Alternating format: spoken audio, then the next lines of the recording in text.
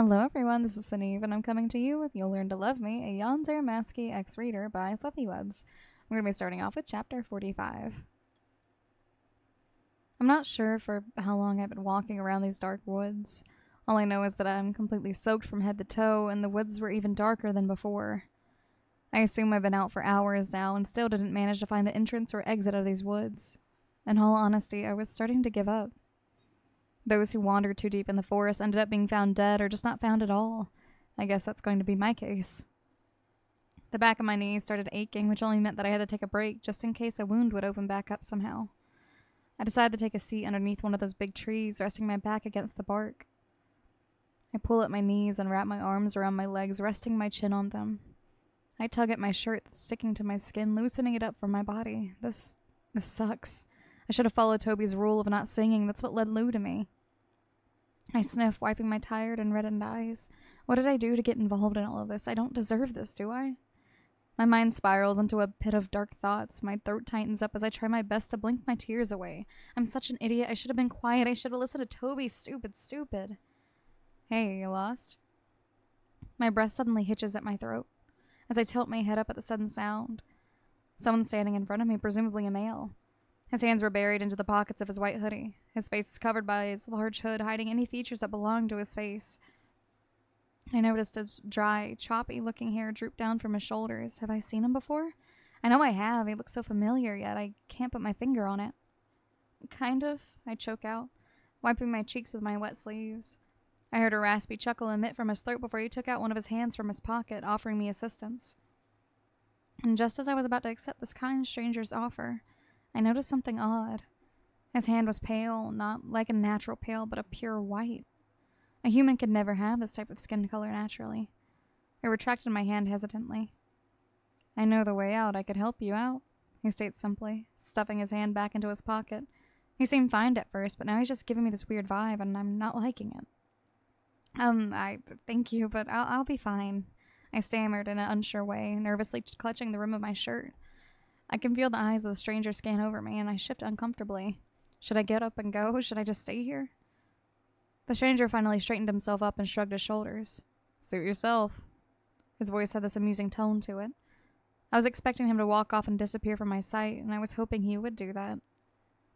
I was suddenly caught by surprise when his foot collided with my chest, forcing my back to lay flat on the wet soil. I let out a gasp, feeling his heavy weight nearly crush onto my ribcage and lungs, and I was in no condition to fight, let alone struggle. Still, I tried everything I could to get him off of me, flailing my legs, punching his leg, but although my attempts looked pathetic. His hand fished something out of his pocket. I identified that object to be a rather sharp, blood-stained kitchen knife. My breathing became uneven as I desperately tried to control my nerves. The male got down onto his knees, straddling my waist by placing knees on either side of me before gripping the bottom of my face harshly. I'd usually end it quickly, but since I got no time to spare, I might as well enjoy it. He let out a dry laugh before tightly gripping the sides of my face. I could finally see his face, which was shaded by his hoodie. His lips held a permanent smile, by two deep and long cuts running from the corners up to almost his ears. His eyes were dead, basically dull-looking, but they had this insane glare in them, a terrifying look of a man that had lost all of their sanity. Open up, he grinned, forcing his fingers into my mouth enough to pry my lips apart.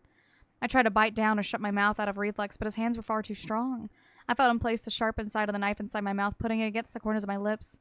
You'll look beautiful in no time. He lets out a cackle before swiftly moving the blade up and down against my skin. I didn't even scream in fear that he'd end up plunging the knife down my throat.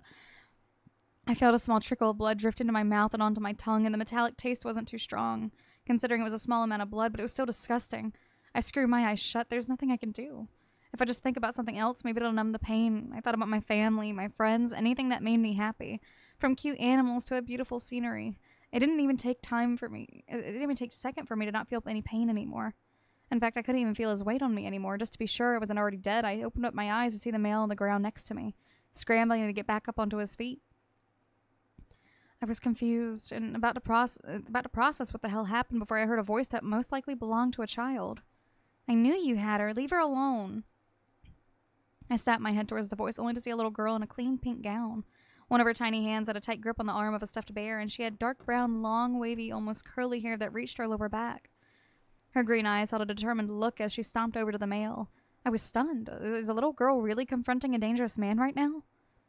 The male let out an irritated grunt. Piss off, brat. This is the second time you make me lose a victim. He sneers bitterly, getting back onto his feet. I'm telling on you if you don't leave her alone. The little girl spat angrily, stomping one of her little feet on the ground.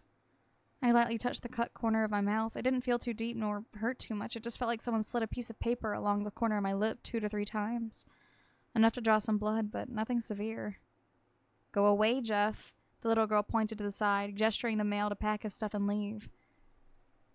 The male, apparently called Jeff, hesitated at the little girl's orders and took a quick glance my way. He sent me a silent, threatening stare before simply stuffing his knife back into his pockets and heading his way without another word. I was flabbergasted at the fact that this girl, probably no older than 10, scared away a killer.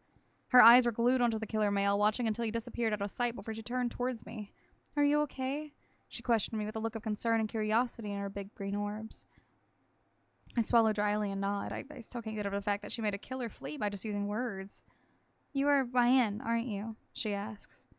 How does she know? I simply nod again, mainly because I'm at a loss for words. She breaks into a smile and happily claps her hands. Yay, I finally found you. She cheers to herself. I've been looking everywhere for you. Come on, Stacey has been waiting for you for so long. She exclaims, grabbing my hand and her little one, practically trying to pull me up onto my feet. I got up onto my feet and she led the way without hesitation, looking as chipper as one can be. And if she knows Cece, then... Are you Cece's friend? I ask softly. She could be the friend that visits Cece at night, right? She shortly looks up at me, smiling and nodding. Mm-hmm, that's me. She giggles happily. This has to be the same girl I saw leave with Cece. As I walked along with the little girl, I started to slowly process everything that happened. You know that guy? I recall her naming the male Jeff, which only meant that she knew him. Don't tell me she's an acquaintance of the circle of killers. No, that's ridiculous. We're talking about a little girl here, but then again, how could she possibly know a killer? The girl hums in confirmation. Yeah, that was Jeff. He was the meanie that caused everyone in the hospital to get so scared, she stated. The hospital? There was a killer roaming around the entire time I was in my room, hence the screaming I heard before. If she mentioned Cece, it only means that she's safe, right? I don't like Jeff. He hurts people that didn't do anything wrong, she frowns, holding her bear up to her chest with her free hand. Jeff, his name doesn't ring a bell, but his appearance did. I stay silent for a bit, thinking back to a possible moment where I have seen him before. Out of completely nowhere, it just clicked on me. He's the killer that was on the news that I saw when I was back at the hospital. He's still on the loose after all these days? Oh, I almost forgot, the girl shyly giggles. My name's Sally, but you can call me Sally if you like. She smiles broadly. I could already see a street up ahead, which meant we were getting close to getting out of the woods. Sally. I hummed her name before forcing a smile. Thank you for saving me. I thank her. I owe her my life, pretty much. She giggles once again. It's no problem, Ryan, she beams. Still, I'm curious about one thing. How did you find me? I ask. I didn't scream. Hell, I barely even made a sound. She couldn't possibly have stumbled on me on accident. Well, back at the hospital, I decided to follow Jeff around because I just knew he kidnapped you, she exclaims in confidence. It took really long, but I never gave up. I lost him for a bit, but then found him again, which was in the forest, and I saw you, she explained. That's one hell of a story. You're really brave, but are you out here all on your own? What about your parents? I ask. She stretches out her letters before looking away for a few seconds. They are, asleep. I'll go back home soon. She smiles at me as we finally get back on the street. Thank the Lord I'm finally back into civilization. It merely takes 10 minutes before the hospital is back in sight. Almost there, she says in excitement. I can't wait to go inside. I'm soaked, and now I also got a wet dirt stain on my shirt because of that Jeff guy putting his soul on my chest. Great. I hope they got spare clothes inside. Once we're in front of the hospital, little Sally stops in front of the door and looks up at me. I need to get back. You go on ahead and greet Cece. She smiles sweetly as she finally lets go of my hand. I smile and nod. Thank you, Sally. Thanks for saving me and bringing me back. I didn't bother to question where she was going. I assumed she was going back home. No need to thank me. I'll see you sometime again, okay? Bye, Ryan. She waves at me before heading down the street and crossing the road, disappearing from my sight. I let out a breath and into the hospital, and behind the counter where the usual hospital receptionist would be, I was met by a familiar face. Ryan, oh my gosh. I could barely say a word before Samantha rushed over from behind the counter, crushing me into a hug. Even though I was soaked, she didn't seem to mind, or at least acted like she didn't. I thought you were a goner. What happened? Oh gosh, you're soaking wet. Let's get you some dry clothes, okay? Samantha ushered me past some doors and into the familiar halls I've walked through before.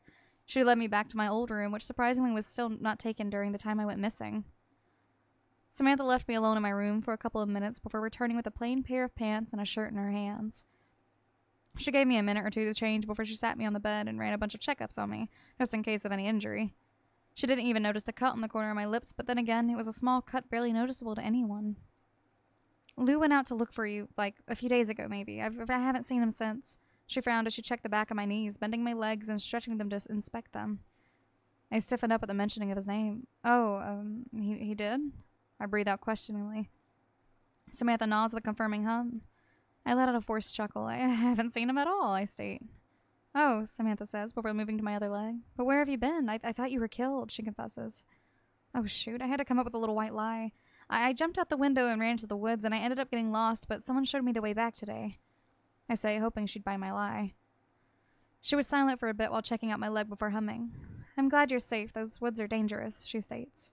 Yeah, figures. I force a smile and lightly laugh. Yeah, guess I'm lucky. I smile. Once she finishes up checking my possible injuries, she straightens herself up. Cece's been dying to see you. Let's show her that you're okay? That is the end of that chapter. The chapter after that one is chapter 46. Let me know what you guys thought, and I will see you guys in the next episode. Until next time, bye-bye.